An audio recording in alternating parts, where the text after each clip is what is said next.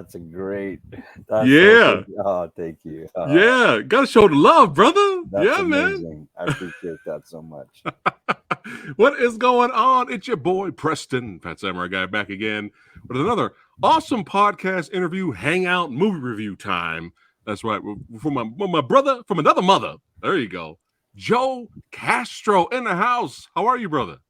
Preston, I'm doing amazing today. I just once again feel so grateful and honored to be with you this afternoon. And thank you for having me on the show and for providing a place for us to talk about movies and all the things we love. Yeah, man. Yeah, absolutely. Yeah, hey, I'm glad you're here, and it's it's been a while, but it's a blast to have you back here, and I'll leave a link for all you badasses watching right now. I'll leave a link in the description box below, or I'll put it at the end of this video. When the first time me and Joe hung out here on the channel, we had a blast back then. But if you know Joe, Joe, that's right. If you know Joe, he's done it all, baby. That's right, actor, director, that's right, special effects maestro, son.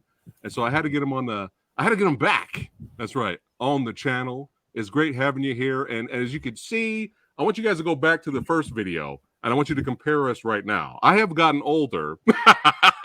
Joe has gotten younger. What's going on, man? Yeah, it's funny. I said I put some color on today, comb my hair a little bit. I'm sleeping good. Actually, it's so hot. Is it hot where you're at? Yes. It's really hot, right?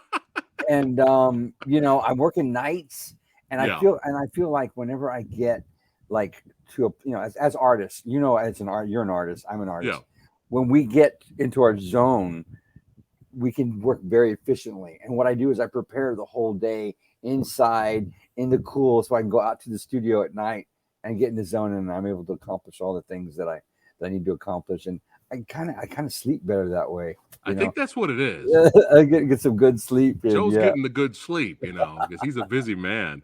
But yeah, man, great having you back. We got some badasses watching right now, throwing it up. They're excited. That's right. What's going on, Brian?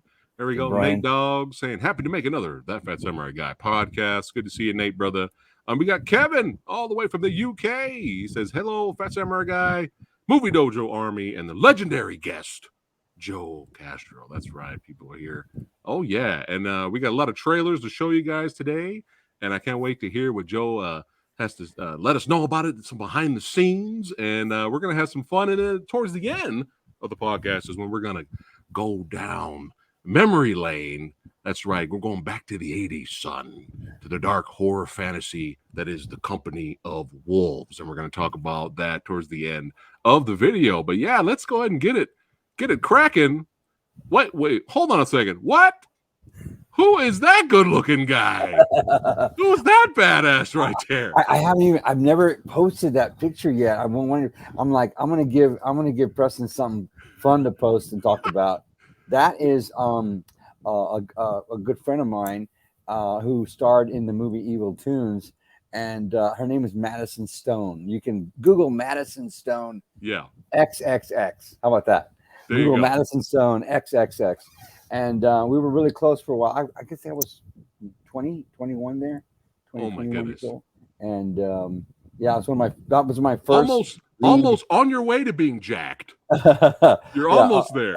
Now you're like huge now. I don't know if you guys knew this, guys, but Joe is on swole. I used to be. You have the muscle memory, but as you get older, I was like, how many bodybuilder movie directors do you know? Yeah. Like you got to pick one or the other. Yeah. How fun was it to make Evil Toons? Was this a blast? It was an amazing experience working with Fred Olen Ray, the director of the film, and there's Dick Miller, a very well-known character performer. Who was in a couple of Gremlins. Gremlins, The Howling. I'm not sure if he's in the original. I think he's in the original Terminator too. Terminator as well. But he's been in all the films that we love. I mean, every one of the movies we love. And such an amazing man. I just want to say that when I was putting makeup on him there, I was so nervous. I was 20 years old. Yeah. Fred Olen Ray says, go put a wound on the side of Dick Miller's head, like he's been killed or something. I And I was so nervous. He's like, "Why are you nervous, son?" I'm like, "Because you're Dick Miller, you know."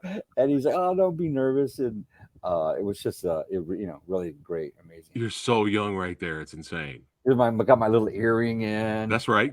Just moved to LA. Got my little. I think that's a Swatch watch, whatever. Wasn't that those little?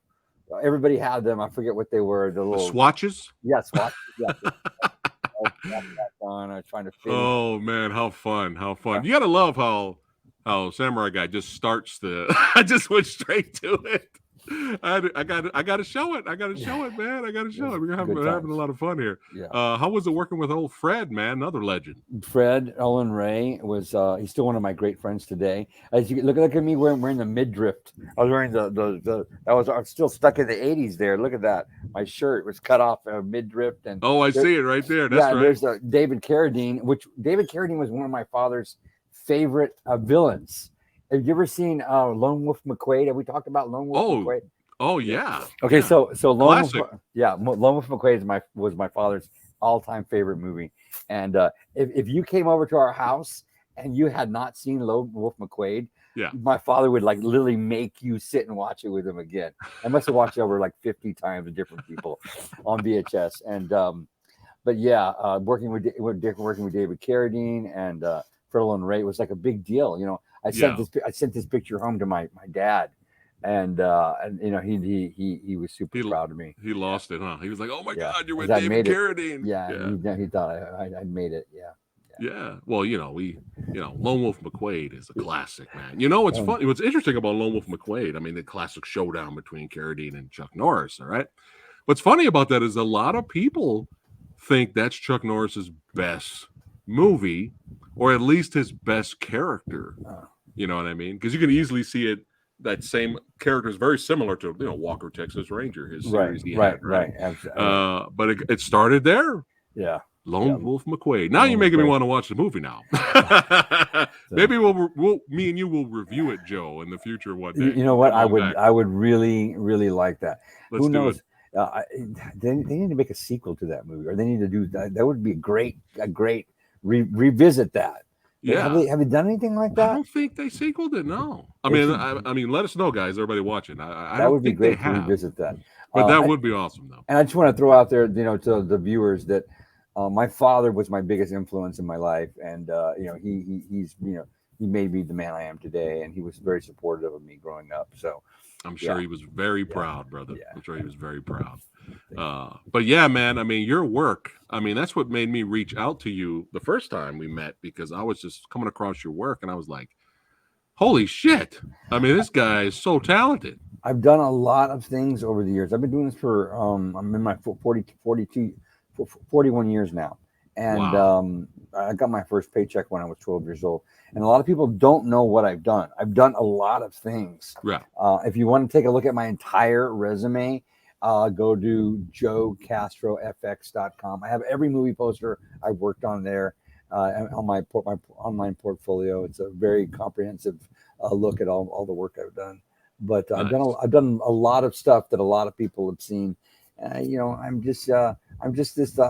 a short, gay Hispanic male who's done a lot of work because I'm really good at what I do, and they always give me the challenging stuff, and I accomplish it. But I haven't gotten a lot of the recognition I think I deserve over the years, and I'm just waiting patiently, waiting for my turn. Yeah. But I have been given a lot of great opportunities too throughout the years that I'm very grateful for. And appreciative of. Yeah. Well, that's why you have fans like me and channels like this to kind of help spread the word of your work, man. Get it out there so that more people could see the genius and the badassity of Joe Castro. Hey, when you were talking about yourself, you forgot jacked. I used to be a competitive water polo player for many years, and I at some point, I know what it was. I dislocated my left shoulder. And so, things change, after that. It's a kind of a devastating kind of thing, and I really never got back into the working out. But slowly, there's some couple of fitness videos online now, a couple of guys I follow.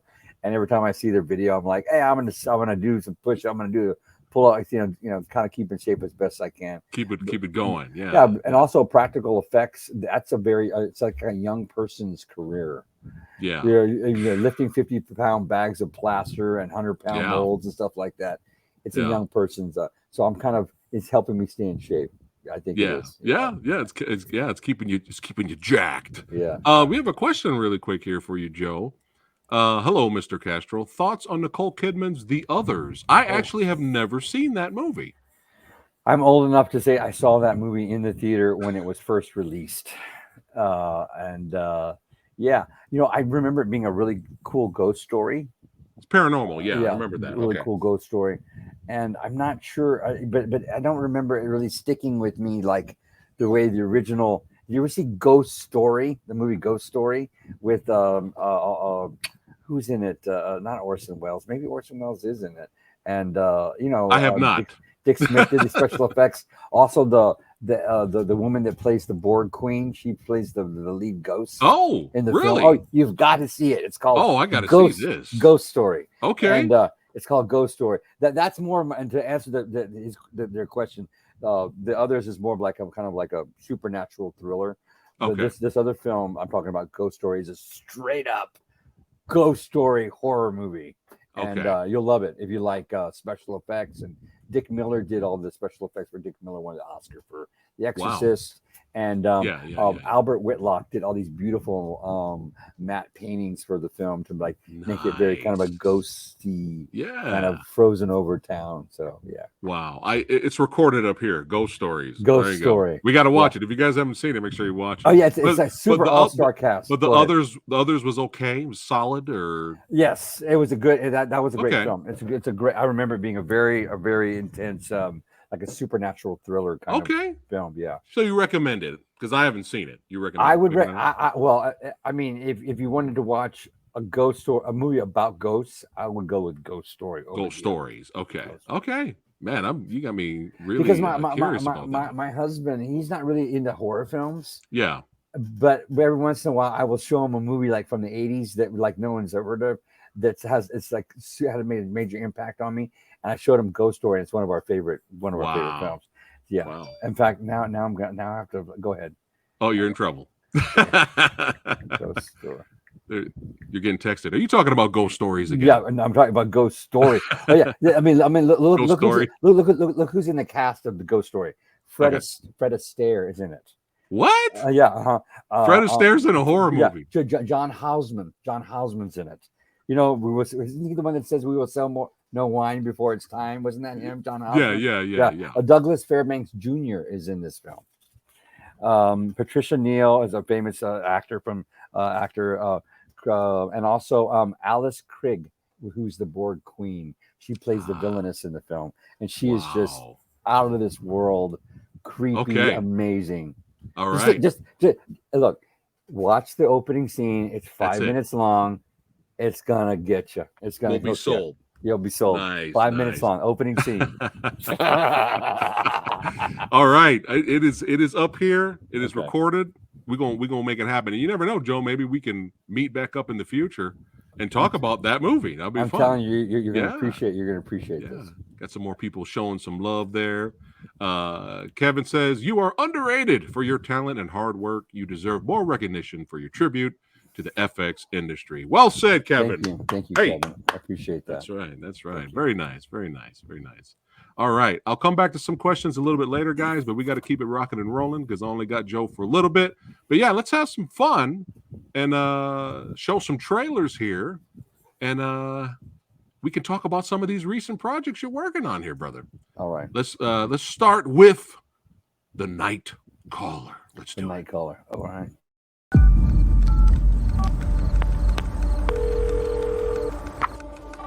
Hello, Mr. Smith. My name is Clementine. I'll be giving you your reading this evening. I want a very special reading. Your birthday? It's now midnight. Gemini. I see danger. Clementine. Mr. Smith.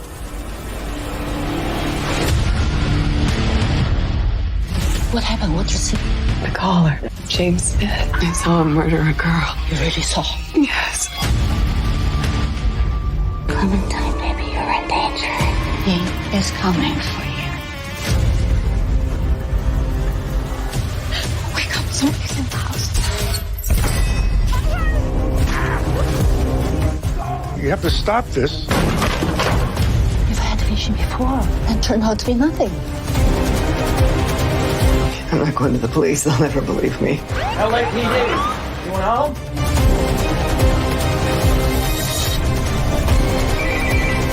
Take this point and shoot.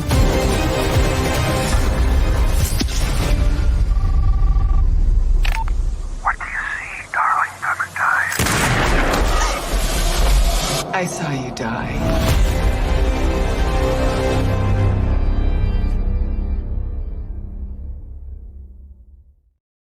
All right.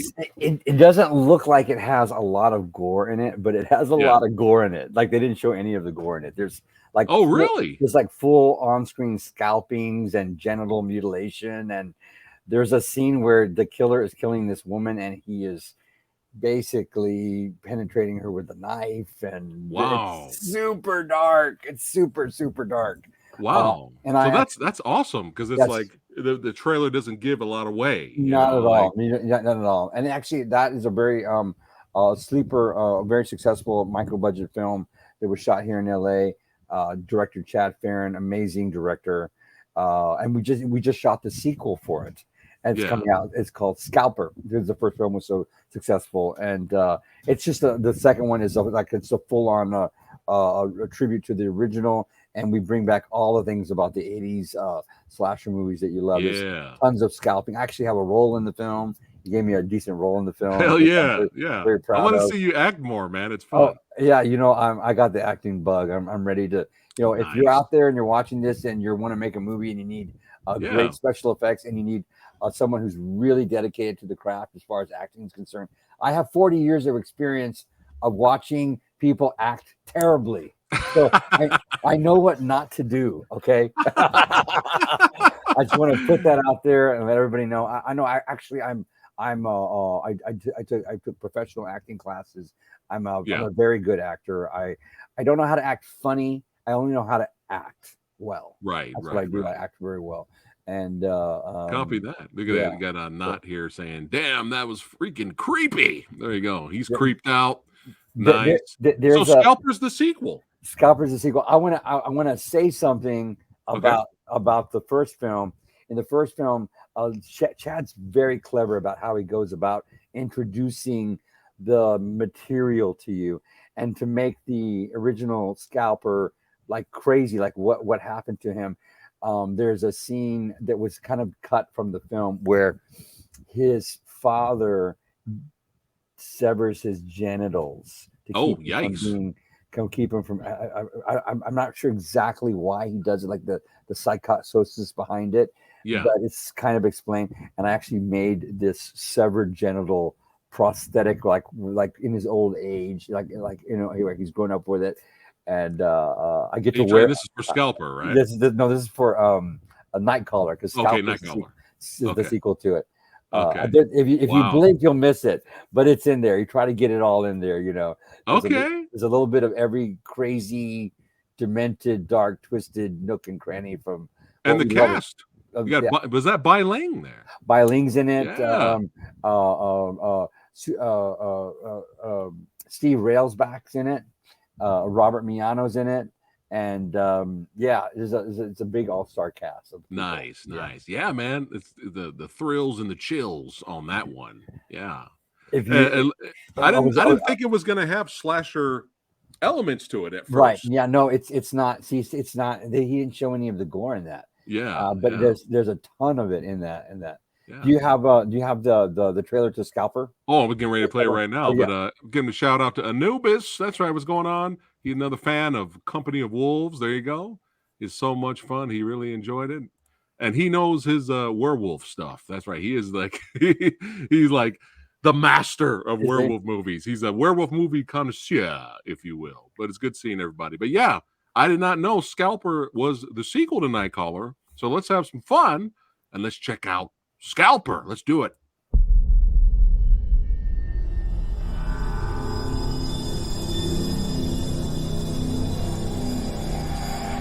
Those that open their senses even to something as horrific as hate can see into a world beyond their own. You really think it was a scalper? Yeah, I mean, can Andrew Lovitz have come back from the dead and started killing again? You know damn well Andrew Lovitz has been dead for a while. Hey, moving on. Next caller.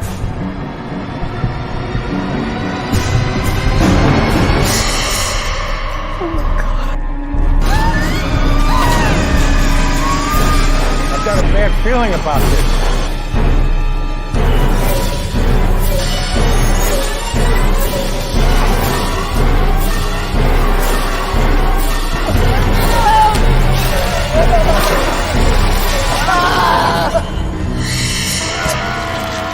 See?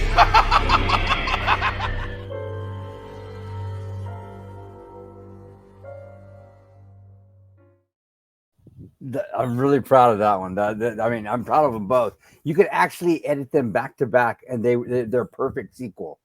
So Nice. yeah. So if you when Scalper comes out and you guys want Okay. to watch it, Yeah. do a double feature back to back, totally loaded with everything you love about the slasher movie from the 80s, because that's exactly what director Chad Farron was doing. And Susan Priva, who is the executive producer on both films, is actually the lead. She plays Clementine, and she's like a what do you call it? Sooth, what is it? With the Astrologist? soothsayer? Yeah, palm reader. Yeah, all yeah, that yeah, stuff, yeah. card reader and all that. Yeah, yeah. And so she tells people's, fortune. You call her on the phone, and she reads your cards over the phone, and it's a great character. And so she's seeing this killer calls her and screws with her Yeah. because she can see what the killer is going to do in advance. Nice. She's trying to stop these murders from happening as they're happening, and she can see it Wow. all in advance. Yeah, and Nice. Jake Busey's in this one. Bilene, Susan. I don't think Steve Railsback's in this one, but Robert Miano comes back, and I'm in it, and it's great. There's a lot of fun stuff in that one. Yeah, I'm sold alone just from some of the kills, And some of the practical effects, man. I'm like, yo, let's go. I don't know if you noticed, but the killer's wearing like someone's face. That's Yeah. Bilene. That was Bilene's face. The killer was wearing. Oh shit! Bilene gets her face taken off. Minor spoiler there. Yeah. But that's awesome, man. That's amazing. How cool is that? The chat's loving it right now. They say it looks amazing. There you go, throwing it up. Brutal. Nice. But I have some things you sent me here, and we can talk a little bit more about Scalper. Boom! There you go. Yeah. So that's like a full throwback to like early 80s Fulci films. I don't know if you're familiar with Fulci. Oh yeah, I love Fulci. Yeah. The zombie films from the 80s. And this is the kind of feel that Chad wanted to go with. It's very dark, grim, grisly. That looks amazing, man. I met this guy. I met him on set. He comes over to me and they're like, okay, this is your cadaver joke. Can we have him make him in 15 minutes? I'm like, okay, take off your clothes. Let's go. And I got super personal with this guy right away. Yeah, he was a great sport and did a that's fantastic phenomenal. job. Thank you. Look at that. Oh, that's from Saint Drogo. That is Brandon. Oh, I skipped it. I skipped forward right. too quickly there. We'll get to Saint in a second there. But yeah, I'm sold. Third movie maybe after Scalper. Oh, let's go. Let's round out Chad. Let's go ahead and do Chad's last one, which is Okay. Pig Killer. So I've done 3 movies. I've actually done 5 features with Chad. Chad is an amazing director. You should look up his body of films, Chad Farron. But here is a big one. It's Pig Killer, and it Pig Killer. stars Jake Busey from Starship Troopers and Frighteners. Yeah, I thought I saw Jake in the last Oh, trailer. he's also in Yeah. He's also in Scalper. All right, here we go. Pig Killer. From 1978 to 2002, Robert Willie Picton committed the most heinous crimes Canada has ever seen. Why, Willie? 49 women from Vancouver's east side were raped, murdered, dismembered, and fed to his pigs.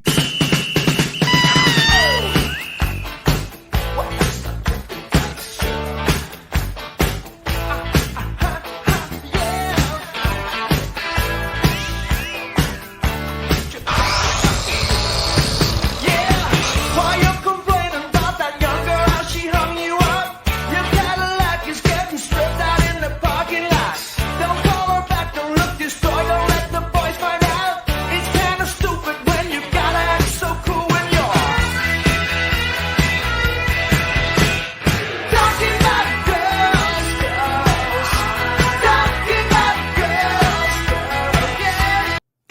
Busey is Pig Killer.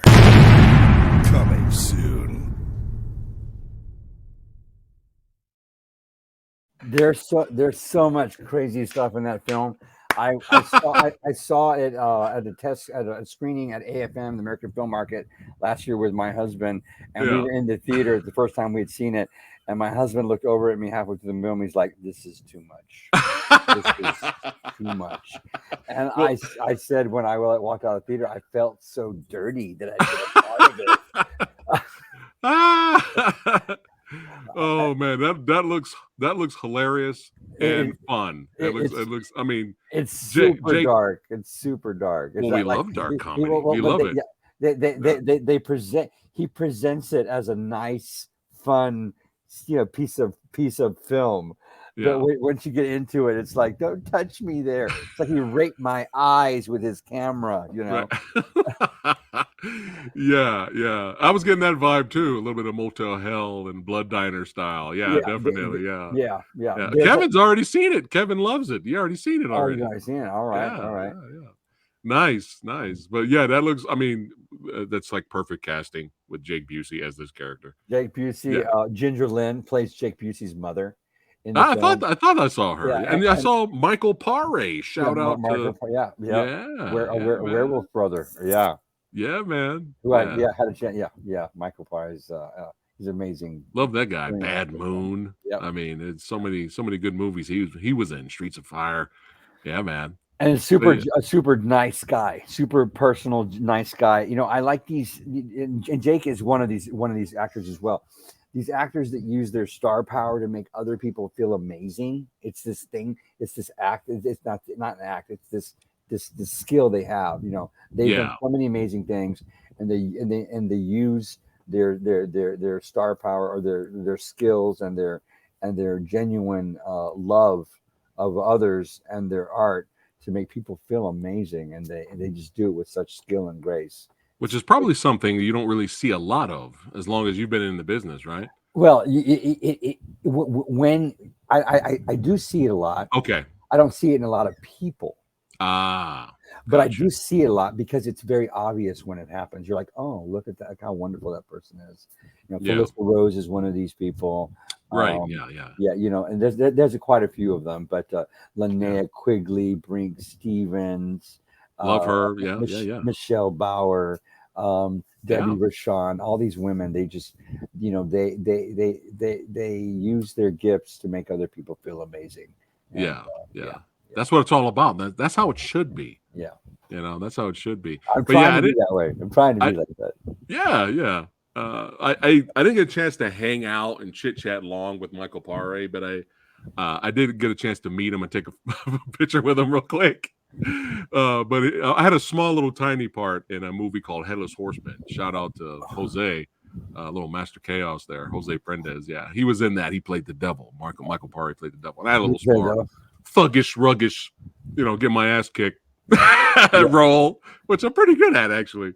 Playing the little thuggish, ruggish role. More thuggish. Hey Joe, if you need any thugs, you need to get killed off when you're moving, brother. I'm coming right to you. Biker guy, thug guy, henchman. Let's go.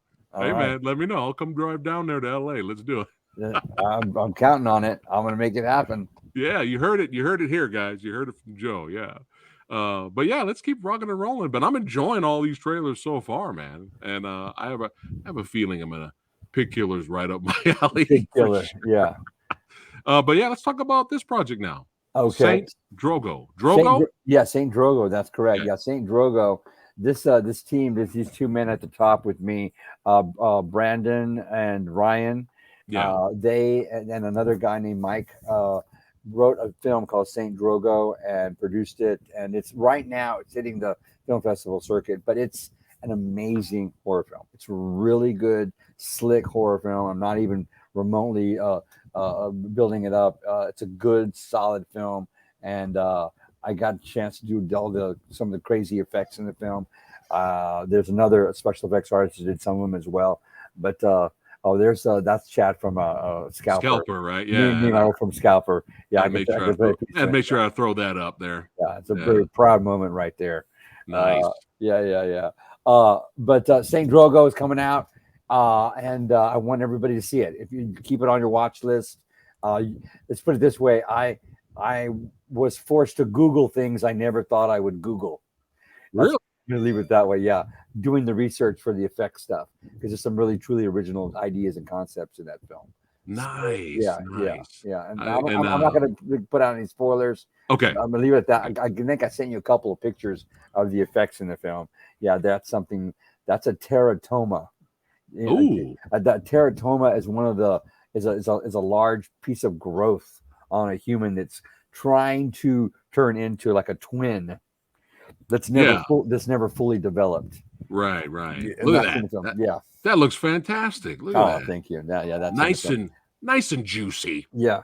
That's how we like it around. I'm hungry now. You guys hungry? Let's get something to eat. But yeah, that looks great, man, without all the teeth layers and all that. That's impressive. But yeah, let's have some fun and let's show the trailer, man. Okay. I'm having a blast here. Let's do this. Boom.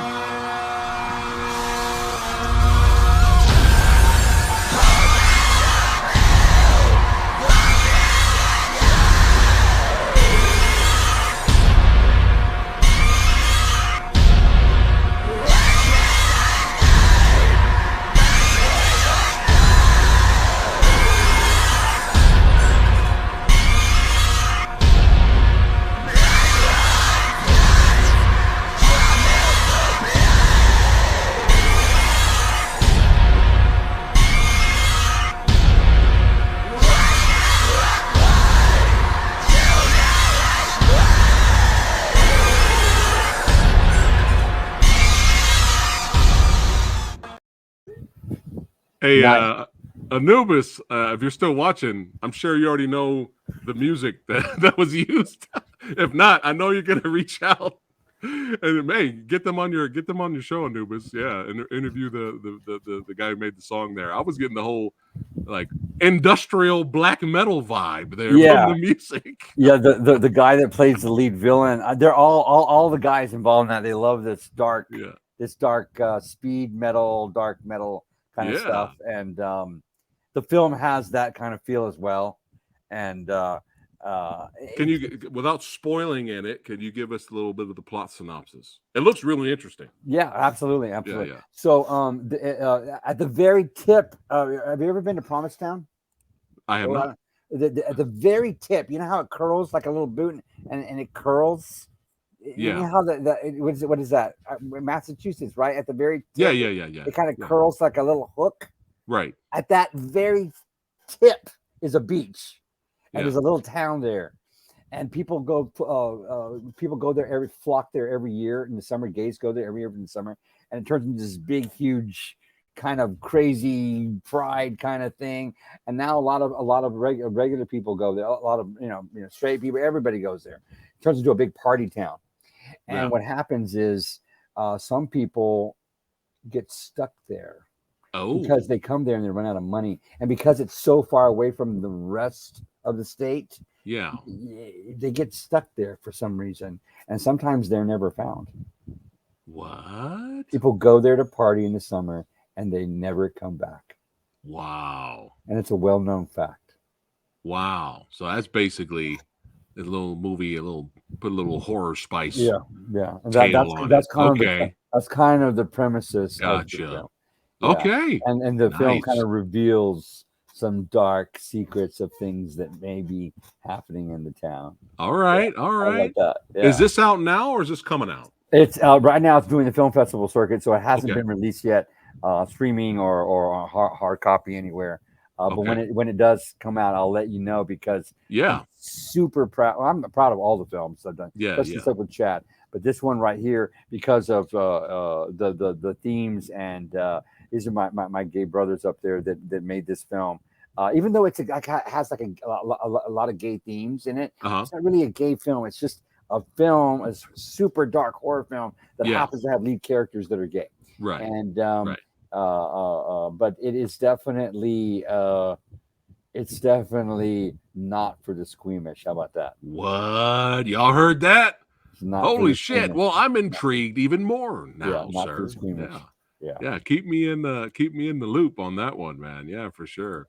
But Scalper and Night Killer and Pig Killer, Night Caller, excuse me. Nightcaller is the first one, and then Scalper is the sequel to Nightcaller. Are these out? Yeah. Scalper hasn't come out yet. Okay. I don't think it's been released yet. No.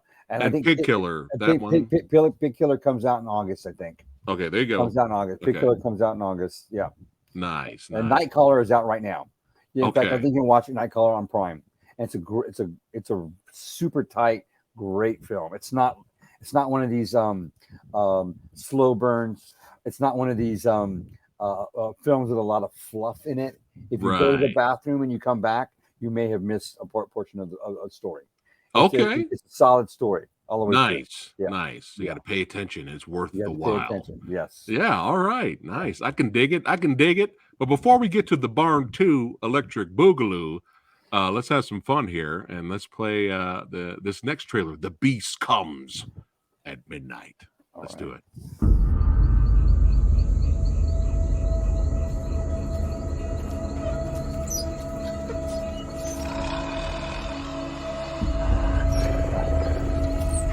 Beast! I'm the last of the Andros bloodline! Come and claim your prize! Not today, beast.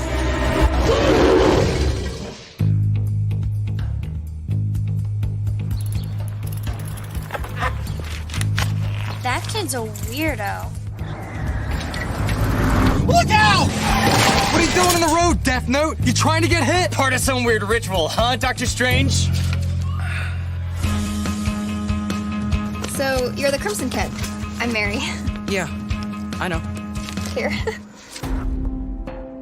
I didn't realize there was so much history in Gibtown. Have you ever crossed the tracks into Gibtown? No, but I've heard there's a bunch of cool stuff over there.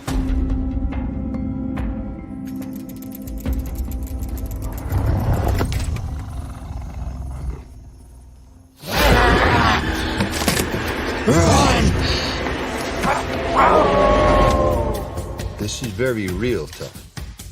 The Wolf Boy?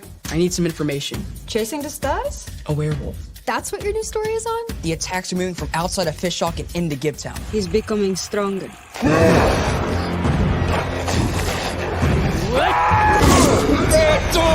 People are here being eaten alive, Mary. You're on the Tooth Fairy short of me a quarter. The beast is tracking something. I thought it was me. I can sense the beast is coming. There is death in the air this time. I came out here to save Tough. It's not tough. The beast is chasing Mary. Will you just tell me that was your stomach, Mutt? Not even on my best day.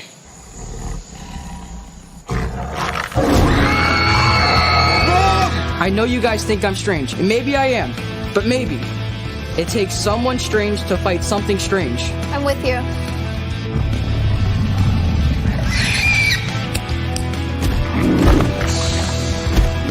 Hey, dog breath! Let's finish this.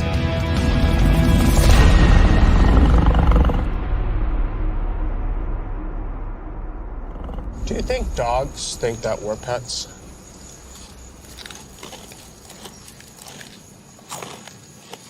I don't know. Great question.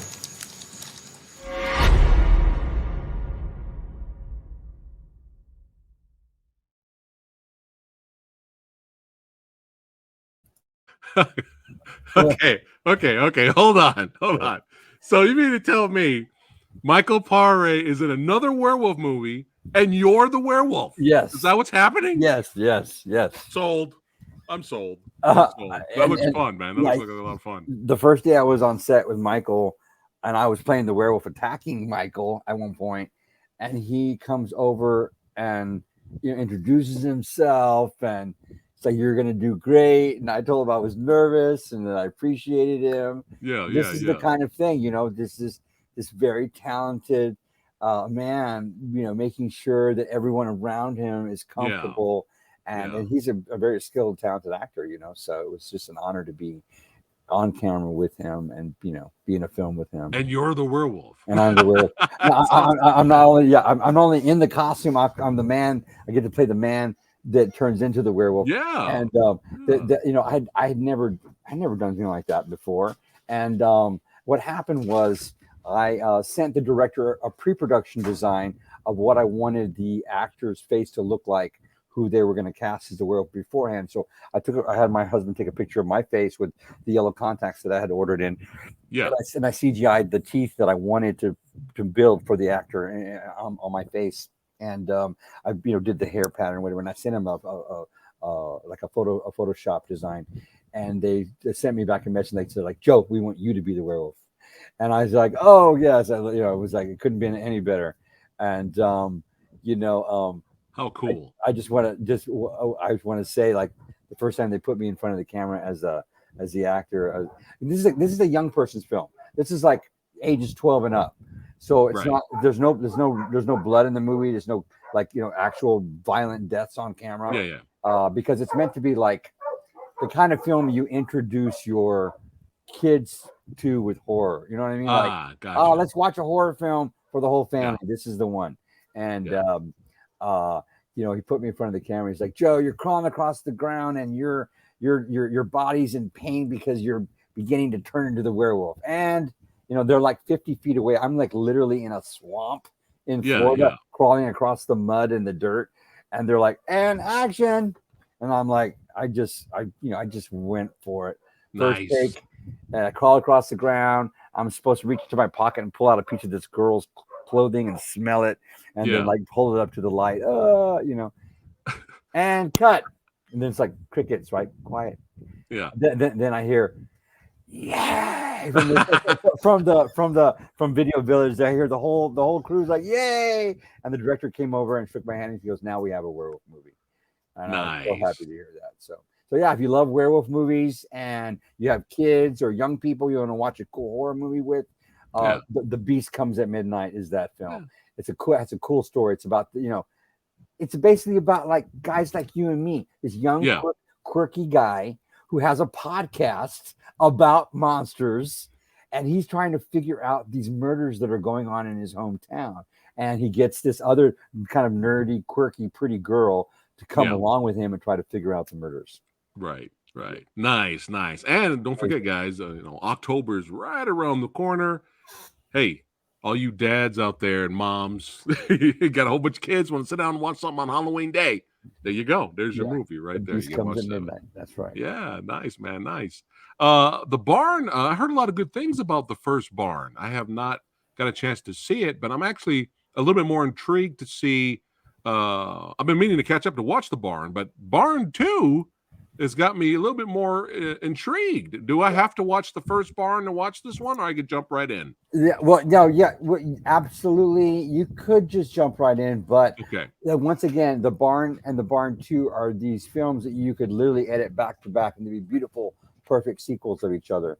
Wow. Of course, the Barn 2 has a bigger cast. It's got Doug Bradley. It's got Joe Bob Briggs. It's got a whole bunch of well-known horror icons in the film. And, I actually think that if you haven't seen the original Barn, Hollywood has borrowed a lot of things from the original Barn. It came out in, I think, 2015. Really? Yeah. In fact, Halloween Kills, I think it was Halloween Kills. Maybe it was the first Halloween.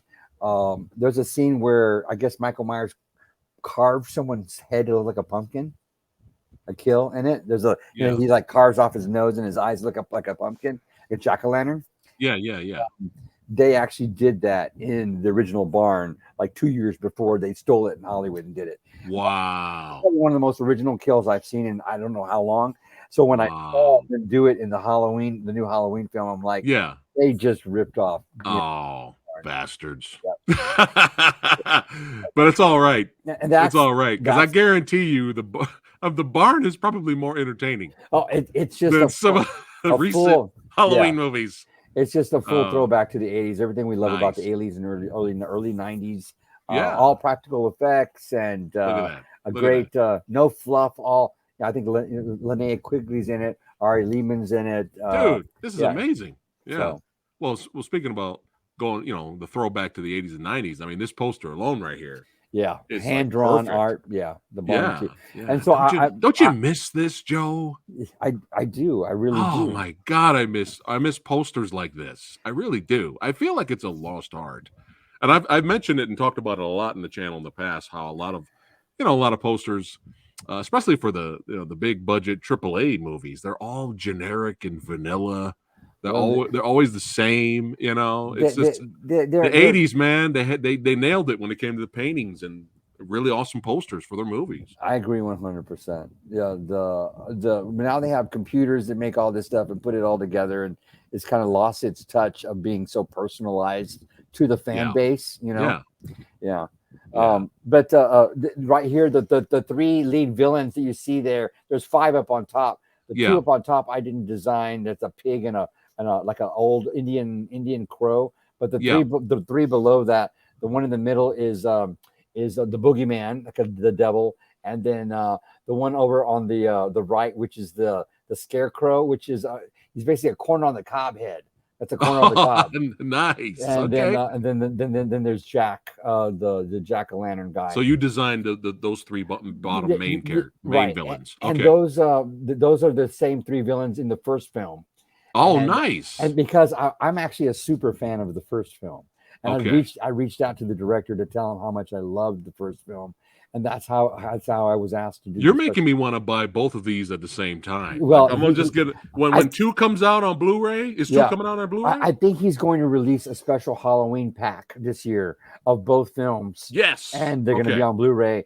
And when that happens, I'm going to do a big promotion on my wall. And there's a super character at the end of the second film that I'm finally going to get to show everybody in all its glory. A super throwback to the all those like crazy cool effects we loved in the 80s. That's one thing excited. I love. Working with all these directors. It's going to be called the Halloween pack, or what is it called? I'm not sure if it's okay. Don't quote me on it, but I know that he's getting ready to do a big push, and I think he's going to do something with both films. I'll just buy the 2-pack. I'm sure everybody will probably. And you got to watch them back to back because it's a super Halloween film. It's basically, this is how I describe it: if Walt Disney made The Evil Dead. All right, nice. Speaking of Evil Dead, got to represent there. If Walt Disney made The Evil Dead, if they had The Evil Dead at the Walt Disney theme park, that's what the Barn and the Barn 2 would like to me. With some glorious, wonderful kills. Wonderful kills. We're gonna check out the trailer right now, but before we do that, we got Mr. Tony of the Dead in the house. What's going on, brother? Yeah, man. Hey, Tony. He's an actor himself. He's been in some horror films, and he said he contributed to the Barn 1 and 2 there. Oh, and we love you for that. You are absolutely family. I feel like I'm family when I'm a part of movies like that. Yeah, and the special features of part 1, they show me talking about it. Awesome. How cool is that? Yeah, I'm a super fan of the first film. So nice. I'm buying the 2-pack. Tony. I'm buying the 2-pack for sure. So really quickly here, it says I thought we had another question. But yeah, let's keep it rocking and rolling, man. This week is San Diego Comic-Con week. This week is superhero and kung fu extravaganza panel that I'm going to be on this Thursday at Comic-Con, and I'm all action and martial arts right now. You're getting me you're getting me in the Halloween horror movie mode right now, man. Like, I want to start watching a lot more horror movies right now, because right now it's all kung fu and martial arts. But hey, you're making me want to hurry up, October, get here. Let's go. You got Ghost Story you got to watch, the Barn. You got Nightcrawler. I wish the Scalper were out right now so we could watch them both back to back, but Nightcrawler and Scalper are very good films. And of course, you got Pig Killer. But this is what this channel's all about, man. Action, martial arts, and horror. We celebrate it all, man. And look at them. Look, I'm giddy. Look at this. I'm like, yes, horror movies. Let's go. All right, let's have some fun, guys. Let's watch the trailer to The Barn 2. Let's do it. It's been 3 years since Michelle survived a night of terror in the barn. Now, she's planning her sorority's annual Halloween haunted house. I would like to make a motion to take our annual haunt into town and relaunch Halloween.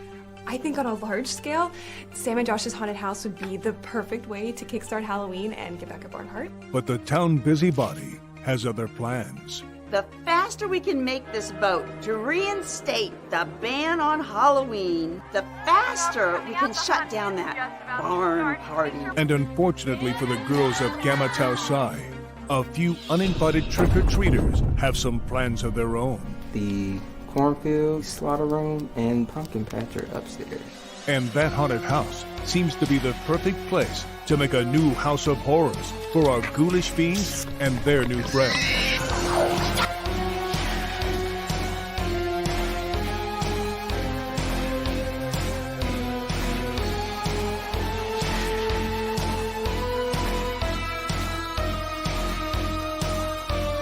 This all-new wild horror adventure stars Lexi Drips, Sable Grydell, Mitchell Mussolino, Will Stout, with Linnea Quigley, Ari Lehman, Lloyd Kaufman, The Last Drive-In's Joe Bob Briggs and Diana Fritz, and Hellraiser's Doug Bradley.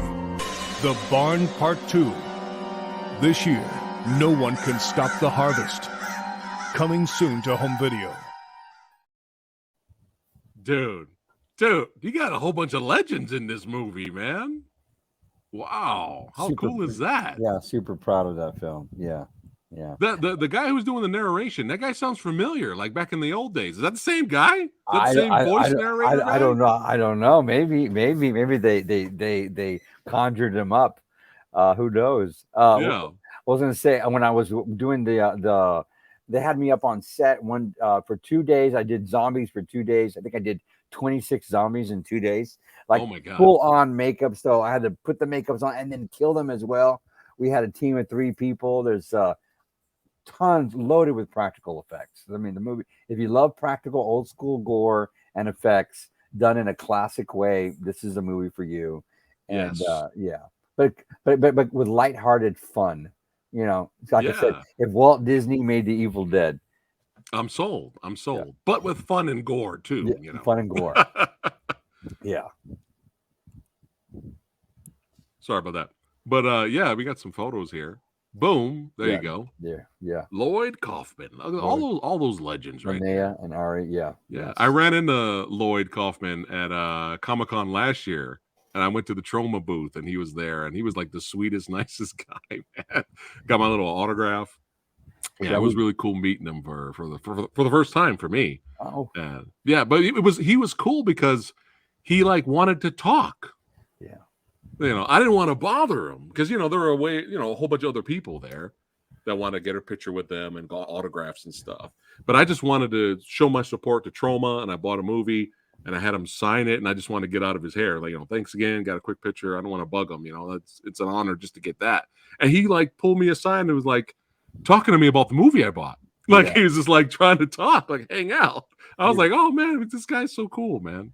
He's one of the talents I'm talking about. Yeah. They take the time to talk with the fan base and with others, and even making them feel amazing. Oh yeah. And you got some Joe Bob Briggs. God loves Joe Bob Briggs is also one of these gentlemen who Yeah. takes the time to make sure that everyone around him feels amazing. Oh yeah. I think that and I've learned this. The years is taking me a long time to get there, but we will not be remembered for the accomplishments that we've had, but how we make other people feel about themselves along the way. Right. It's important. Yeah. That's how we will be remembered. Yeah. But look at this thing.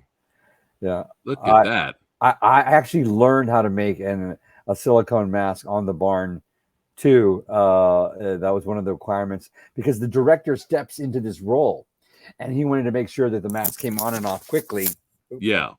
And so he's like, Joe, can you make me a silicone mask? And in the first film, I won't explain, but he has some defensive wounds, and they had to be put onto this mask. So I was kind of like, when I created the characters, I was confined to the designs from the first film in the second film, and also I wanted to keep it kind of like a classic Halloween costume feel. Yeah, you know what I mean? Yeah. Like with all the things we loved about getting dressed up as kids. Yeah, candy, trick or treating, Halloween masks. All that stuff. Yeah. Look at that. Joe's got like 30 veins right there in his forearm there. It's the angle. It's the, Joe's not even flexing, man. He's you know, just, it's not even the lighting, and it's just the lighting and the angle. That ain't even happening, man. I'm definitely sold with the Barn Part 2. I love the Halloween 3 vibe I got from the trailer. I saw that. That was awesome. I got that, and I'm a big fan of that movie as well. Do you? This is a dumb question. You like Halloween 3, right? I'm actually old enough to say that I actually watched Halloween 3 in the movie theater on its first release. And you hated it, didn't you? No, I loved it. No, okay, cool.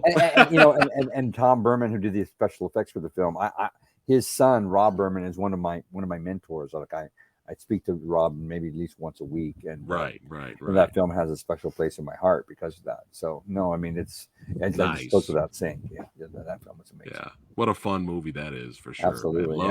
Love Halloween 3. But now we got to get to your baby here. Terror Tunes 4 Quattro. That's right. Your baby. I love this. Is another great poster right here. I love it. It took us, just so everyone knows, Terror Tunes 1 took 3 days to film. We filmed it in 3 days. It was in every blockbuster in America. And then Terror Tunes 2 took 7 days to film, and we self-distributed it. Terror Tunes 3 took almost 10 years to produce. It's like one big long special effects shot. Wow. Terror Tunes 4 also took about 10 years to produce and get out in the market. We're going to be releasing it next month, but we started shooting it in 2012, and we wrapped it up during the pandemic. And wow. But it's just my husband Stephen and I produced these films. We own the franchise, and nice. Each film, I try to make each film slightly different because I don't want it to be like I'm making the same movie over and over again. Yeah, and that's difficult to do, But Terror Tunes 4 is a big undertaking. I brought in two other directors, Matthew Vanaha, who is a Hispanic filmmaker who actually directed a portion of Terror Tunes 4. He's a super fan of the first film. And then Brink Stevens, the Scream Queen, actually did a portion of the film as well, and she stars in it and wrote and produced a portion of the film as well. Yeah, that's her in the middle right there. That's her in the middle of the bottom, And then we have Lizzie Borden over to her left side, who's from the original film. Okay. She's actually a professional wrestler as well as a director herself, but she's in the film. And then, of course, Trista Robinson over on the right-hand side, who rounds out the lead cast, along with Debbie Rashawn. Linnea Quigley's in the film. Billy Butler from the color remake of Night of the Living Dead that Tom Savini directed is in the movie. Oh, nice. Yeah, so we have full rounded cast. Mike Ferguson comes back and plays the new Max Assassin character from the first film. And then I just want to give a big shout out to Douglas Epps, who's also plays the Dr. Carnage character in Dr. Carnage Origins, which is in this film. He's the lead villain of the entire franchise. Nice. And so I brought in somebody new to kind of bring that role to life in a new special way for 2023. Yeah, hell yeah, man, that's awesome. That is awesome. Anubis says that's right. I saw your post. He posted that he met her at the convention over G Fest. Was this I believe just ended? Yeah. Brink is definitely one of my greatest mentors as well. I met her when I was 15 years old, and I've known her for a long time. She lives right up the street from me. She lives less than a mile from me, and I use Brink in every film I make. She's just a joy to be around, and her knowledge of the film industry surpasses anybody's I've ever known. She knows she just brings such a wonderful vibe to the set. So I always like to have her around. She's a special place in my heart. I consider her family. So nice. I got to show this screenshot here. Whoa. Yeah. Look at that guy. That's a new character. That's played by Ken May. Ken May plays that's Derek in the film. And Derek is he is a science experiment gone wrong from the hands of Dr. Carnage, the evil villain from the first film. And that's Trista Robinson. Yeah. How long did it take to put this this character together? I'll be honest with you. When I started talking about doing Terror Tunes 4, I'm like, we have to have like a good guy evil character, a good guy Terror Tunes in this one, because all the Terror Tunes are always evil. I'm like, let's do something different. Let's do a good guy one. And then I thought, wow, what about if the mad scientist made a character that went wrong, but he was a good guy? Yeah. So the concept took a while to develop, but I'll be honest with you, I sculpted that face in one day. What? It just came right out of me. It was like, whoa! One day, the in face. one day, I vomited that thing. It just comes right up when it comes out of me, and wow, it just had to come out. That's crazy. It had to come out. Nice. Yeah. And man. I thought, nice, like, peach, because of fluffy colors, even though it's creepy, the kind of high contrast of what it. Yeah. I don't know, man. I'm hungry for some cotton candy right now. Let's go. But yeah, that's awesome, man. But yeah, let's have some fun and let's watch the trailer for Terror Toons 4. The teaser trailer. Let's do it. Just a little. Hey, look at me. What are you up to? This is not cartoons. It's Terror Toons. This is where it all began.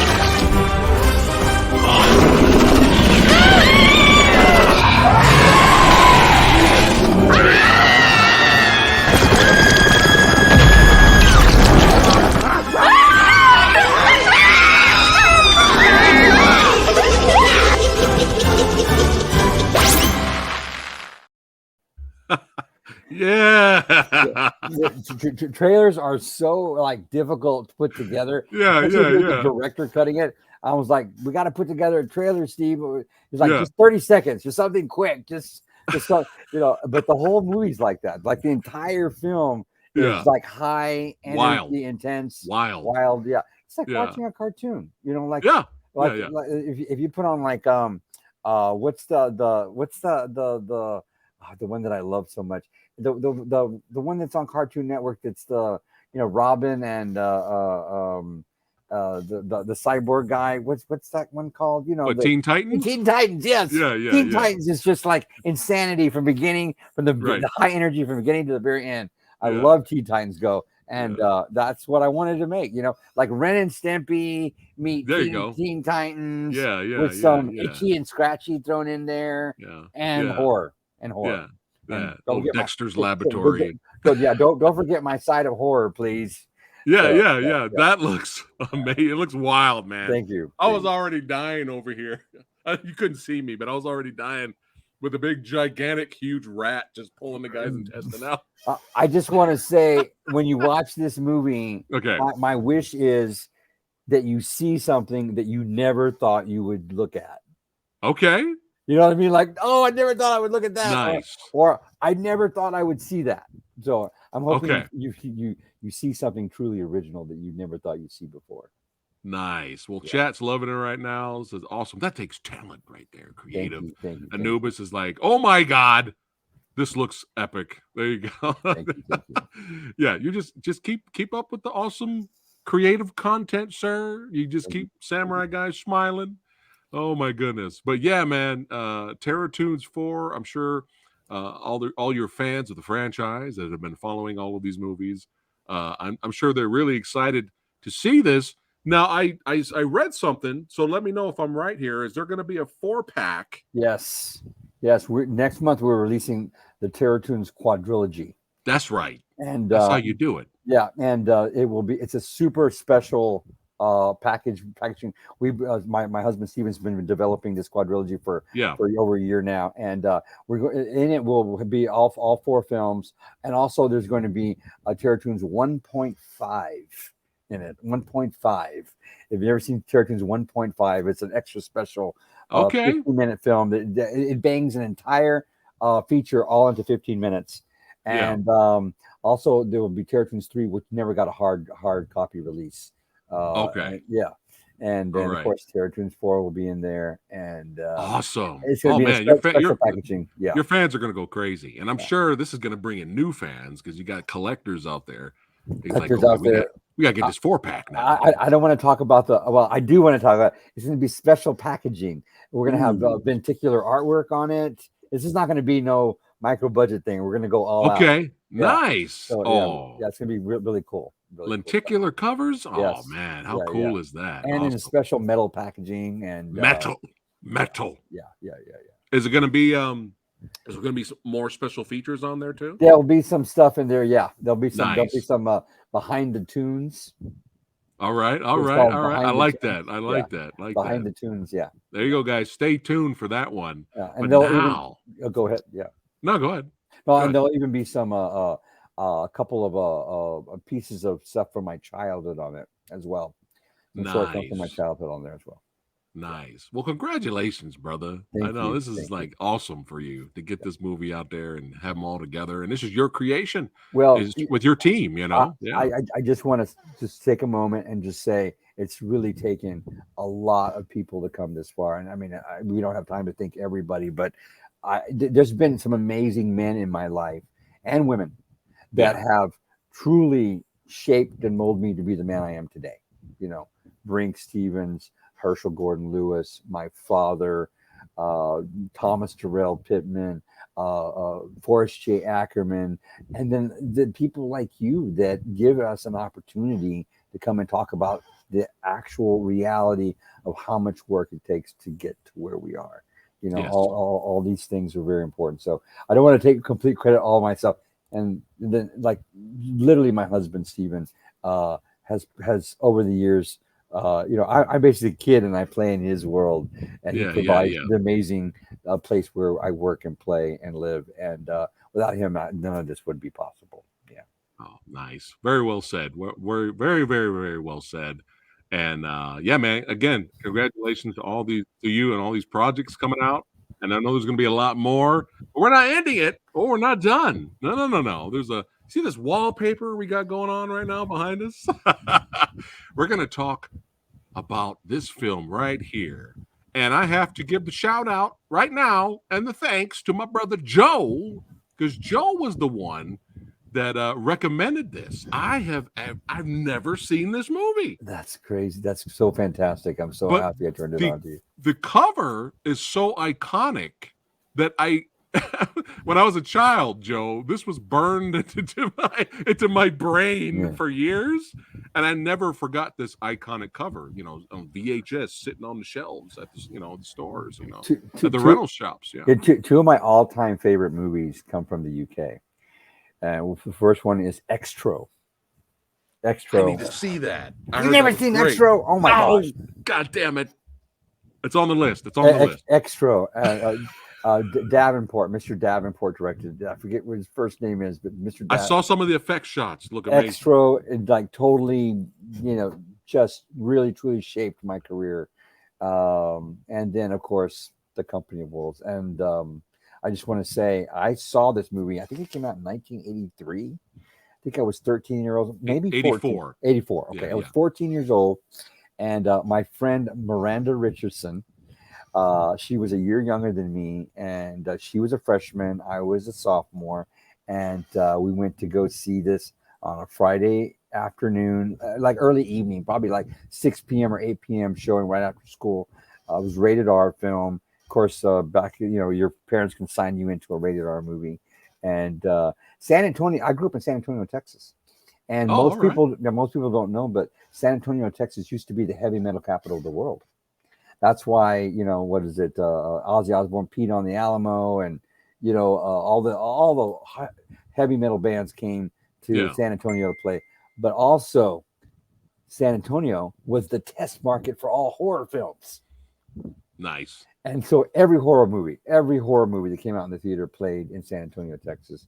And of course, The Company of Wolves played there. So we went I think it was like 6 p.m. on like a Friday afternoon. Yeah. And our parents dropped us off and we saw The Company of Wolves. I was 14 years old. And, when you see a movie like this at 14 in a theater, you're not even supposed to be watching it because it's rated R, Yeah. And you get to watch it. That makes it better. It makes it even better, That's like my experience when I first saw The Lost Boys. Okay. I snuck away to watch it on cable while my parents were asleep, and I got lucky. They didn't know I was awake. So yeah, that made it even more memorable. But yeah. So tell me when you started watching it. Because I really hadn't told you much about it, or did I tell you? No, you just recommended it to me. He's like, this is one of my favorite movies. Watch it. Yeah. And so I finally got around to watching it, and I was really surprised, man. Like what I really like about the movie is that it's different. because I thought you were going to get your traditional werewolf movie. Right. That's what I thought. But that's what I like about it is that, we have our Howlings, we have our, right. American Werewolf in London's and stuff like that. And we love those movies too. But I love that this is different. This felt like it was very dreamlike. I mean, the lead actress, the character was dreaming in this movie anyway. You see the little horror novel or magazine there. Right. She was reading on before she went to bed. And then that took us on a little tour in her mind through this movie. But it was like it's like straight out of the 80s. What I love about it is it's straight out of the 80s dark horror fantasy. And I'm like, I'm in. I'm in. But yeah, man, really enjoyed it. And those of you that are watching right now, we're going to be spoiler talking. So, I gave the warning already. We're going to be talking some spoilers. But for those of you who are not sure what the plot synopsis is, I'm going to read it really quickly. All right. So a teenage girl in a country manor falls asleep while reading a magazine and has a disturbing dream involving wolves prowling the woods below her bedroom window. And there's more to that, but that's like the basic plot. This is directed by Neil Jordan, who did Interview with the Vampire. And another movie I enjoyed of his. Have you seen, Joe? I'm sure you have. I'm sure you've seen everything. It was almost like it's his different take on vampirism. And it came out, I'm trying to see the name of it here. It came out like in the 2000s. Let's see here. I think it's Byzantine or something like that. Have you heard of that movie? No, I haven't. I haven't heard about that one. I'm trying to find it. I thought I saw it here. Hold on. IMDb is like a pain in the ass sometimes. Here we go. Oh, here he goes. Here it is. Byzantium. Byzantium. Yes, Byzantium. Yes. Check that out. It's a vampire movie, but it's a different take on vampires. And it kind of reminded me like how it's just not your traditional vampire movie, kind of like Company of Wolves is not your normal werewolf, generic werewolf plot that you see all the time. Right. And that's what I really liked about the movie. But I mean, the cast in this movie, man. Big. I mean, yeah, it's a big cast. And very well known, a lot of well-known talent in it, in this UK film. What I most liked about it, because I introduced it to my husband, he's never seen it before recently, about 2 or 3 years ago. And was that the movie is literally made by human hands. There's no CGI in it. Right. The entire film is handcrafted. Everything you see in the film, someone literally constructed or performed or did with their hands. And it shows. It really shows like that. That's a part of the transformation scene. Yeah. And it's literally a handcrafted piece of art. Yeah. The movie's a piece of art. I kind of feel like it's a nightmarish poem. Yeah. Handwritten poem come to life on the silver screen or produced for the silver screen because it's so poetically done. Yes. Is that too much to say? No, that perfectly sums it up right there. It's like a grim fairy tale. There it is. A grim fairy tale come to life and done in the most poetic way. Yeah. Yeah, for sure. And I have a little bit of footage right here I'll show. I don't have that many screenshots, but this footage will kind of sum up the movie right here. Here we go.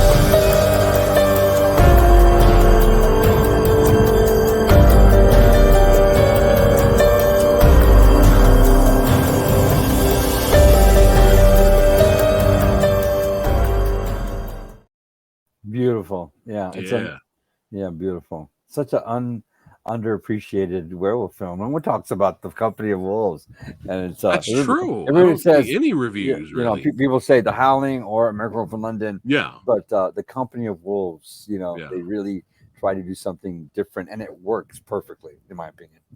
Oh yeah, it works perfectly. Sure. Yeah, it brings back the magic, I think, to werewolf films. It does, yes. Nuba says the wolf come out of the guy's body was so damn cool. Probably inspired the werewolf scene in Trick or Treat. Yeah, I wouldn't be surprised. Yeah, I wouldn't be surprised. Sean's giving it the thumbs up there. But yeah, man. I mean, I know I only have you for a little bit, and I know you got to go. But we'll briefly talk a little bit about it. But actually, we could actually spend a whole hour talking about this movie because there's so much in it. But I mean, you have all kinds of themes, right? You have the I mean, look at that beautiful shot right there. Look at this shit. Yeah, that's done in a studio. It's amazing. The entire movie was shot in I think that most of the movie was shot in a studio. There's a couple of shots of cars driving through the countryside, right? But most of the film is done in a studio setting to get that kind of fairy tale look. And, but there's all these themes like the loss of innocence theme is there, and there's just so much. Well, first we got to get the Angela Lansbury's the MVP of the movie. She was the heavy hitter, named talent for the film. She was just cracking me up. But grandma could throw down. I mean, don't mess with grandma; she'll fight back. And I don't know if you noticed, but some of the killing and the gore is like. It's surreal. It's presented in a surreal way. I think the reason why they did that was so that way they would get the R rating for the MPA cut, because if they made it too gory, then it would be cut from the film anyway. So the director was very clever about the way he went about presenting certain things, so that way it would remain intact and he would have his vision intact in the film, which I think is very smart and clever for. But you do get the gore. You do get some fun. There is blood. There is gore in the film. That was great when he was ripping his skin off. Oh man, it was so good. There's a scene where someone, I'm not going to say, there's a scene where we can spoil it. Spoilers. The scene where the werewolf gets decapitated, right, and the head falls into the milk, and then the milk turns blood until the blood red, and then, but the wolf's head submerges. And it's a man. Yeah, this turns back into the man. Yeah, this was so good. I mean, look at this. This is something you could do, Joe. I mean, this is like that's a beautiful head, a wax head. They made a wax head so it would float. These are the things like the special effects artists thought about. They want the perfect shot of the head floating in the milk, so they made out of wax, so they knew it would float there on the surface. And I just the film is so well done. Yeah. These screenshots that I'm showing and that video footage doesn't do the movie justice. It also has a lot of what do you call it? There's no fluff in the film. It's all it's all story. It's all soundtrack's great. Cinematography, everything's just beautiful. Soundtrack is great, isn't it? It's got that great 80s kind of nightmare music going. But I recommend, like I said, these screenshots are off the internet. The video footage doesn't perfectly represent the movie, but hey, right now, boom, what? The Ultra Company of Wolves is on 4K, and the picture quality got like ridiculous reviews, like good reviews. So I have this. I don't have it on Blu-ray, so Joe, I'm gonna have to fork over the money. Can you get it? Because it's streaming though on Prime and all that right now. It is, but it's not. It's okay. It's not the 4K version. It's a 2K version. Oh, okay. No. But yeah, guys, if you're interested, that's a great cover too. Look at that. Yeah, you got to see it in all of its glory, all of its 35 millimeter glory. Yeah. Oh yeah. But that's probably the best way to watch the movie, and I'm glad this movie got the special treatment. I mean, it deserves it. I'm sure there's special features on there and there's Blu-ray and stuff like that. But yeah, if I'm gonna buy it, that's the one to get. I'm pretty sure that movie has inspired countless of artists all over the world throughout time. Since it was first released, and me, I mean, it got as far as me. Yeah, little Hispanic gay kid from San Antonio, Texas, and a lot of people don't know that this is actually Canon Films movie. A Canon Films release, huh? Yeah, because when first thing comes to mind when you think of Canon Films, I see Chuck Norris with double Uzis, I see ninjas, I see Cobra. Stallone from Cobra. That's like the first thing you think of when you think of Canon, but you don't think like this, you know. So that's pretty cool. I I love think that. didn't Canon release Life Force? I think yes, they did. Yeah, they did. Canon's got some horror cred. Yeah. But yeah, our lead actress falls asleep. She's got the sister from hell. The sister was such a pain in the ass in this movie, but unfortunately, the sister got hers in the dream here. But look at this! Look at this! Those full scale sets, giant trees and toadstools, and they just poured money into this production. I can't even imagine what kind of budget they had for this. And it's kind of like it's an anthology film. Right. So there's I think there's three stories in it, plus the wraparound story. Right. Which means basically it's 4 movies in one movie. People think making an anthology film is easy. It's not, because you got 4 different storylines going, and you have a lot going on there. So they poured some major money into that. I wonder if it was shot at like some major studio over there too. I saw some other behind the scenes images, and they showed them in a studio. Yeah. I know it's crazy looking. I mean, look at this. I know that the special effects artist that designed the werewolf transformation, I think he was nominated for an Oscar for other films. I think he worked on the Empire, Return of the Jedi, and and even 2001: Space Odyssey. Yeah. So there's some super movie veterans involved in the creation of this film.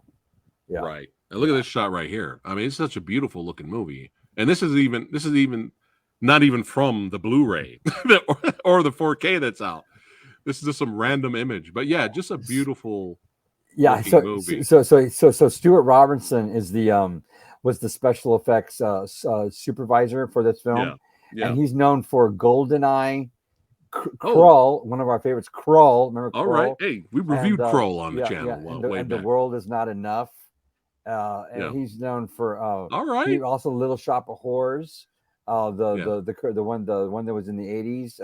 Right. Yeah, and The Company of Wolves. Oh, The Dark Crystal.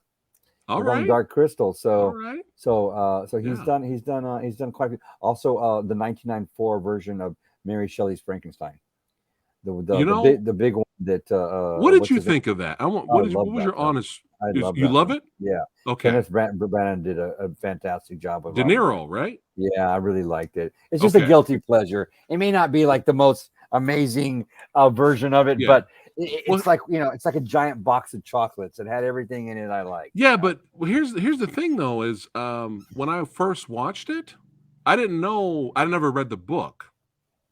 So when I was watching it, it threw me off when De Niro was sitting down just chatting and talking normal with Frankenstein. Right. And it threw me off. I was like, I'm used to, fire, burn. Right. Yeah. And it was like, what is this right? What is this? So I didn't know. I didn't know that. Straight from the book. So many years later, my buddy of mine, when he bought like either the Blu-ray of it, because he's a big fan of the film. Yeah. He told me about that. I was like, oh. So I have a feeling if I revisit it now, I probably appreciate it. It's a super dark story, and if you go back and watch it, it's just like a total guilty pleasure. All once again, all practical. I think that might be on 4K too. Also, actually, Mary Shelley's Frankenstein with Kenneth. But Branagh. Back to the movie here, the grandmother. I mean, the whole there's many themes and metaphors in the film, but the major theme is, she's letting her she's letting her granddaughter know. It's the classic wolves take many shapes. Yeah. It's a classic tale of Little Red Riding Hood. Yes. But with an adult theme going on. Yes. Here. You have this suave, kind of bisexual man out to, basically get his fill. Yeah. Actor was great. Yeah. He's very, very dark and disturbing. This is the bisexual kind of feeling suave kind of guy who comes in and plays the big bad wolf in the film. Right. He does an amazing job. Yeah. He did really good. But she was throwing out the warnings, there's internal wolves, there's wolves on the outside, Yeah, wolves you can't trust. Yeah, when some men are hairy on the inside. Yeah, there you go. There you go. They're hairy on the Yeah, inside. especially the. What did you think of this scene? Oh, that thing is just a total guilty pleasure. Yeah. Oh man, the guy who was getting married in that scene, man, he pissed off the wrong woman. Yeah, she came back for revenge, man. Yeah, that was it. Yeah. That's just a great scene. It's right in the middle of the film. They give you kind of like, the what do you call it? What is it? When the justifiable revenge, or the thing we all appreciate in life. We all want to be the justifiable revenge, or being having the elite be outed for their crimes and that kind of thing. Yeah, the elite were basically the wolves in this scene here. Yeah. Oh man, the way they were eating their food and just it was so disgusting, man. It's like, oh god. Yeah. Yeah. But it was perfect. But they got what they deserved. That's probably one of the grossest things you can put on camera. Watching someone eat up close. Watching people eat, it's horrific. Watching someone eat food, it's like watching someone eat on Zoom when you're in a Zoom meeting and someone has like to eat. How are mukbangs? Mukbangs are popular. How? Like people ask me to do a mukbang, I'm like, I'm not doing that. That's just I don't want to gross you guys out, but yeah, it was like ugh. But yeah, this scene kind of it cracked me up for sure. But yeah, wolves take different shapes and sizes. You got to be wary. You got to watch out. You got to protect yourself, especially when a car comes out of nowhere and the door opens and you see Terrence Stamp sitting in there holding a skull. Yeah, does this look like it's a good sign, Joe? It's an infant's skull too. Yeah. It's the skull of an infant. Yeah. Yeah. Like it's not good. If you guys see this, you're getting ready to get into a taxi and Uber and you see this, it's probably good to just wait for the next one. On the moors in the UK. Yeah. I don't think he said anything. In England. On the he moors didn't say in anything, England. did he? He didn't have to.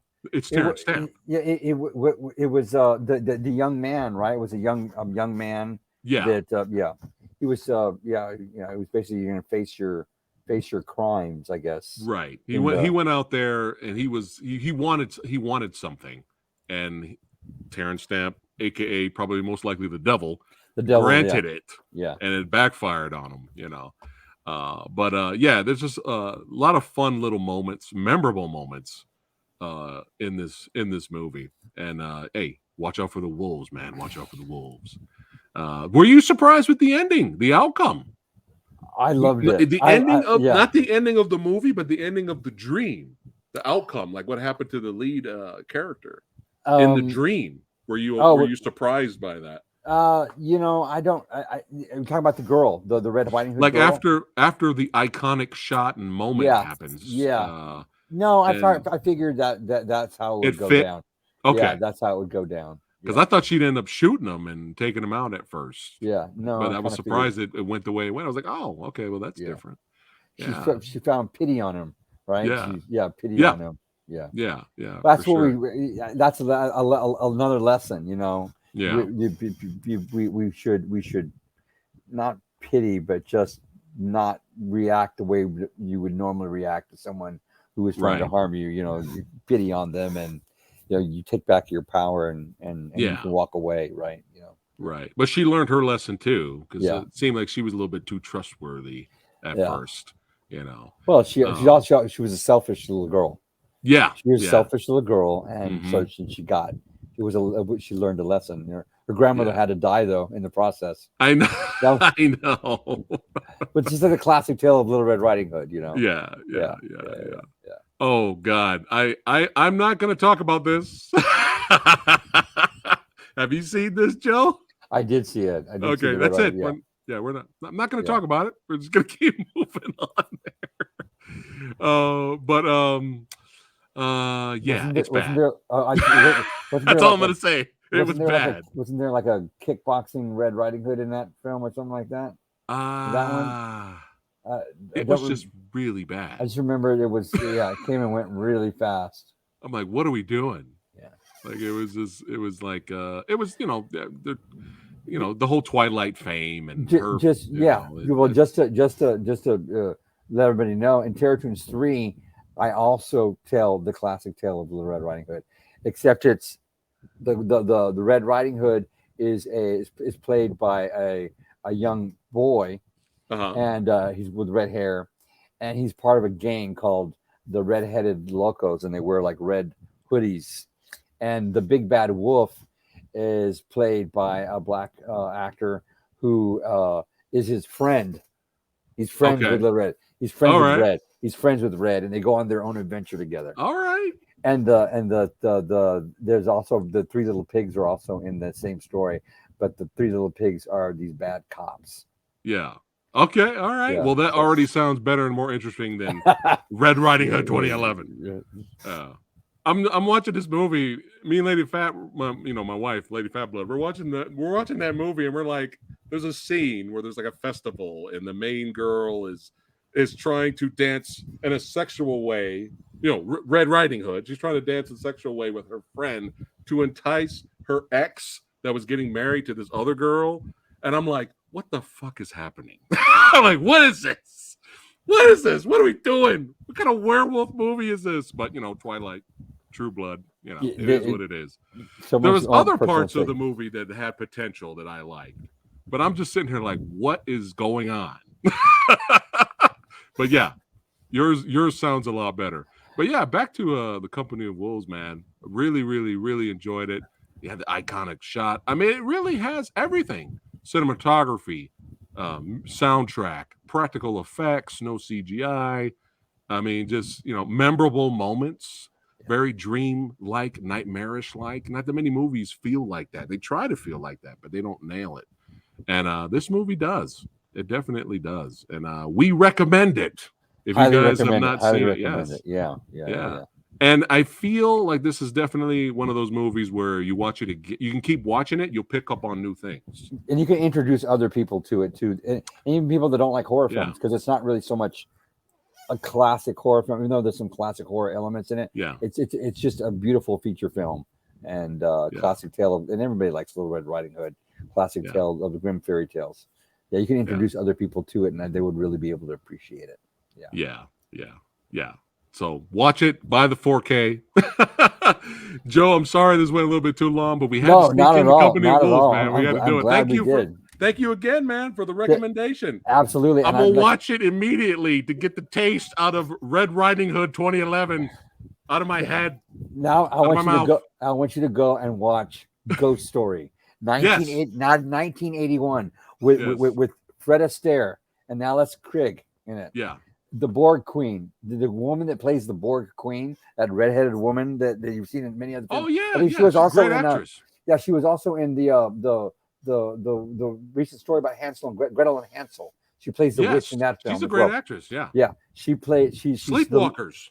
Sleepwalkers, right? She plays the lead villain in Ghost Story. Okay, Ghost 1981 Story. with Fred Astaire and all the great actors from the like 50s and 60s or 70s are in it. Yeah, Samurai Guy's I got some homework. Joe's giving me some homework to do. Yeah, you're gonna Extra.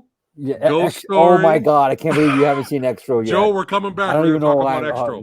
Extra. We're gonna come back. We're gonna talk about Extra, man. We're gonna review it. And Extra is one of these films. I'm gonna end about Extra with this.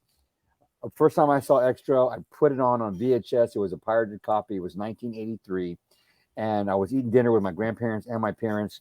It was a Sunday afternoon. Yeah. 15 minutes in this film. I'm not going to tell you what happens. Something happens in the movie, and my mother goes, "Turn that shit off." Sold. Yeah, I'm like, I ran over there. I'm like, oh, yeah. Turn that shit off. That's amazing. That's how you know you're watching a good horror movie. Exactly. Yeah, that's how you know. No, it's on the list. It's on the list. I'm Extra Ghost Story. I'll watch both of those movies and then I'll get back with you. Please do. And then we can talk about both whenever you get some free time. But brother, it was awesome to have you here, my friend. Thank you so much. Like I said, it's your second home. You're here. Come here. Whenever you're free, brother. Absolutely. And if you have time and you're in town, stop by Let me know in advance so we can catch up, because I know you're going down to San Diego, but I know it's a quick trip and back and forth. But I'm gonna make it happen. I'm gonna come down to LA. And we're gonna hang out. We're gonna work on a movie together real soon. Yes, let's go. I'm down. Yeah, let's do it. Yeah, I had a small little thuggish, ruggish vampire part in Tom Devlin's The After Dark movie that's going to be coming out soon. Nice. Yeah, nice. So I'm getting my feet wet a little bit too, Joe. I'm not as good as Joe, but I got to start somewhere. You just jump right. You know what about acting? When it comes to acting, either you know what you're doing or you don't. It's one or the other. You jump in and do it, or you're not. It's one or the other. Right. And you just look around at the people who are doing it, and Google Robert De Niro. What is acting? Just Google it, or Google Meryl Streep. What is acting? And they will give you their own version. They'll speak. You'll see a video of them telling you, describing, and it's the exact same definition. They'll both tell you what it is. Nice. They'll both tell you what it is. Nice. Well, those two are legends right there. I'm a huge De Niro fan. Yeah. But yeah, man, I would love to work with you. Just let me know. Let's make it happen. We're going to make it happen. That's right. We're going to make it happen. All you badasses right out there watching, check the links in the description box below of the video. Follow Joe on his filmmaking journey. That's right. Subscribe to the Old Samurai Guy if you're new here. Thanks again for watching. But yeah, follow Joe on Instagram and Facebook. And Joe, this is what it's all about right here, brother. Yeah, this is what it's all about. Congratulations on the premiere of Terror Tunes and getting your movie out there. Look at that packed house. Packed house. That's what it's all about, brother. I was sitting up. I like to sit up at the very back row so I can watch everybody's reaction. Yeah. And the girl that did key makeup for a portion of the film was sitting to my right. I looked over to her at one point, and she was laughing so hard, snot was coming out of her nose, and she was trying to hold herself because she was gonna pee in her pants. She was laughing so hard. She's like like this in the middle of the film. And that's what it's all about. And I knew I had done it. I'd done something right. I knew I'd done something right. That's amazing. That's amazing. But again, congratulations on your success and more future success in the future. Hey guys, don't forget, stay tuned. Stay tuned for Terror Tunes 4. That's right. The Barn 2. Saint Drogo. That's right. That's right. Scalper. Oh, yeah. All of it. That's right. Nightcaller. Pig Killer. Let's go, baby. That's right. Stay tuned for those projects. Watch it. Support it. Keep supporting independent cinema. Keep watching and enjoying horror cinema, baby. That's right. It's one of the greatest of all time. Genres, baby. We continue to support it. Watch it. Love it. Share it. And we'll see. Joe, don't go anywhere. But I'll see all you badasses on the next one, guys. Take care. Come on, October. Get here sooner. Let's go. Thanks, Preston. Thank you so much for having me on the show.